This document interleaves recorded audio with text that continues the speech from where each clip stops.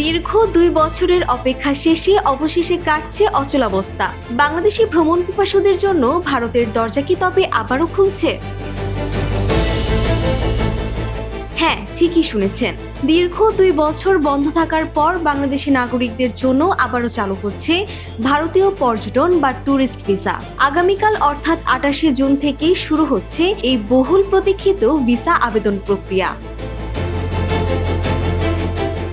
সম্প্রতি ঢাকার যমুনা ফিউচার পার্কে ভারতীয় ভিসা আবেদন কেন্দ্র পরিদর্শন শেষে বাংলাদেশে নিযুক্ত ভারতের নতুন হাই কমিশনার দীনেশ ত্রিবেদী এই দারুণ খবরটি নিশ্চিত করেছেন। তিনি জানান, প্রথম পর্যায়ে দেশের 5টি প্রধান বিভাগীয় শহরের আইভিএসসি কেন্দ্রে ট্যুরিস্ট ভিসার আবেদন গ্রহণ করা হবে।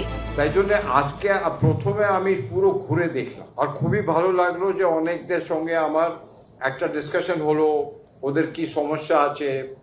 অনেক বাচ্চারাও এসেছিলেন। এই ভিসা মিলবে ঢাকার যমুনা পার্কে, চট্টগ্রাম সিটি সেন্টারে, রাজশাহী মরিয়ম আলী টাওয়ারে, খুলনার রাহাত সেন্টারে, সিলেট রহিম টাওয়ার, শোভানী ঘাটে।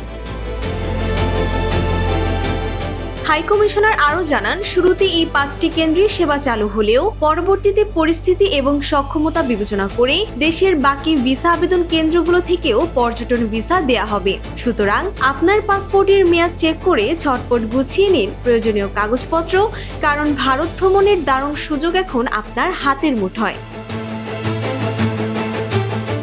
Desk report, Bangladesh bulletin.